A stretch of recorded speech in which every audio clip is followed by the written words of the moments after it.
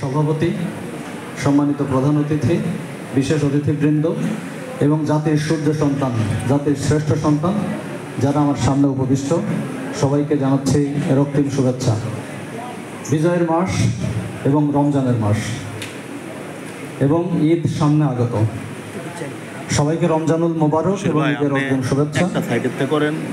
একই সাথে আমি আমার বক্তব্যের শুরুতে অত্যন্ত শ্রদ্ধা করে স্মরণ করছি 47 থেকে শুরু করে একদম 24 জুলাই আগস্ট পর্যন্ত যারা দেশের জন্য বিভিন্ন সময়ে অকাতরে রক্ত বিলিয়ে দিয়েছেন, জীবন বিলিয়ে দিয়েছেন, পঙ্গুত্ব বরণ করেছেন অথবা অসুস্থতা বরণ করেছেন, আমি প্রত্যেককে জানাচ্ছি আমার অন্তরের অন্তঃস্থল থেকে শ্রদ্ধা। আমি আসলে আজকের এই যে সংবর্ধনা অনুষ্ঠান, এই অনুষ্ঠানে সংবর্ধনা বিষয়টা একটু ভিন্ন রকমের। তো আমার কাছে যেটি মনে হয় যে এই সংবর্ধনা অনুষ্ঠানের মাধ্যমে আমরা আপনাদেরকে শ্রদ্ধা জানানোর চেষ্টা করি।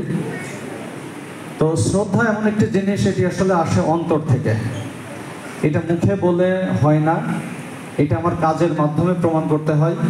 আমার দৈনন্দিন যে কার্যাবলী, আমার কাছে আপনার যে প্রত্যাশা, সেটা আমি কতটুকু পূরণ করতে পারছি, সেগুলোর মাধ্যমে আসলে আমাদের শ্রদ্ধাটা জানানো উচিত এবং আমরা চেষ্টা করি সেটি শ্রদ্ধা সেভাবেই জানানোর জন্য। মুক্তিযোদ্ধা সম্পর্কে বলতে গেলে ছোটবেলার কথা মনে পড়ে যায়।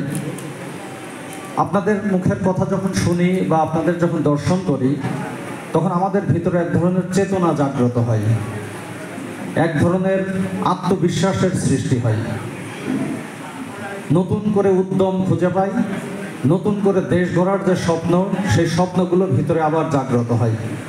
কাজ করতে করতে অথবা সমাজের বিভিন্ন অনিয়ম দেখতে দেখতে যখন আমরা কিছুটা ক্লান্ত হয়ে যাই, তখন যখন আপনাদের কথা মনে পড়ে অথবা আপনারা যখন সামনে এসে উপবিষ্ট হন, তখন কিন্তু আমরা আবার স্বপ্নবাজ হয়ে উঠি যে এই মানুষগুলো তো আমাদের দেশটাকে একসময় পাকিস্তানি হানাদার বাহিনীর কাছ থেকে, সশস্ত্র বাহিনীর কাছ থেকে নিরস্ত্র বাঙালি হয়েও এই দেশের লাল সবুজ যে পতাকা, এই দেশের যে মানচিত্র, সেটি ছিনিয়ে এনেছিল।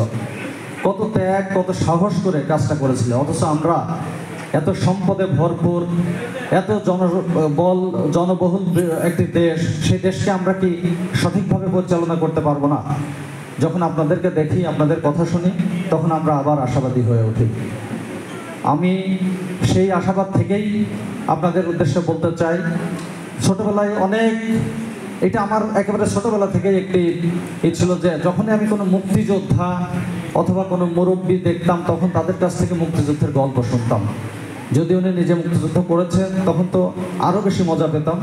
কিন্তু যারা আমাদের মুরব্বী ছিল, নানা নানি, দাদা দাদি বা এলাকায় চাচা, তাদের কাছ থেকে আমরা মুক্তিযুদ্ধের গল্প শুনতাম যে মুক্তিযুদ্ধের সময় কী হয়েছে, কোথায় কী হয়েছে, কোন এলাকায় কী হয়েছে। সেখানে গিয়ে আবার আমরা দাঁড়ায় দেখতাম, অনেক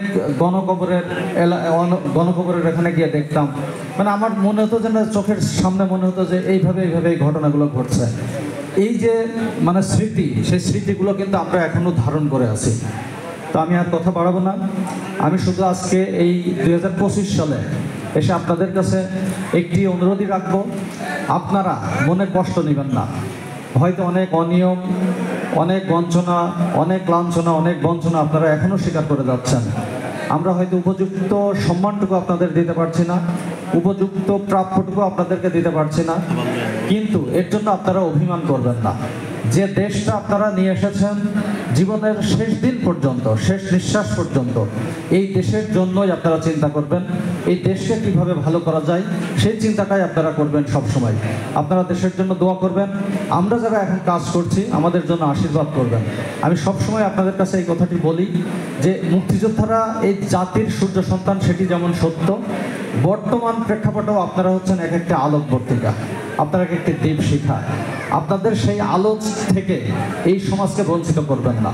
আমরা যেন আপনাদের সেই পরামর্শ, আপনাদের যে স্বপ্ন, সেই স্বপ্নের বিচ্ছুরণ থেকে যেন আমরা বঞ্চিত না হই। আপনারা যতদিন আছেন এই ধরাধামে, আপনারা আপনাদের যে সর্বোচ্চ যে শক্তিটুকু দিয়ে, মেধা দিয়ে, প্রজ্ঞা দিয়ে, আপনাদের পরামর্শ দিয়ে আমাদেরকে আপনারা গাইডলাইন দিবেন, আমাদেরকে পরিচালনা করবেন, আমাদেরকে উৎসাহ দিবেন, ইন্সপিরেশন দিবেন। কারণ আমরা কিন্তু এখনও আমরা আপনাদেরকে আমাদের সোর্স অফ ইন্সপিরেশন মনে করি। তা আমি আর কথা বাড়াচ্ছি না, আমি সবার সুস্বাস্থ্য মঙ্গল কামনা করছি। আপনারা সবাই দীর্ঘজীবী হন, সুস্বাস্থ্যের অধিকারী হন এবং আপনাদের পরিবার পরিজন তারা সুস্থ থাকুক, ভালো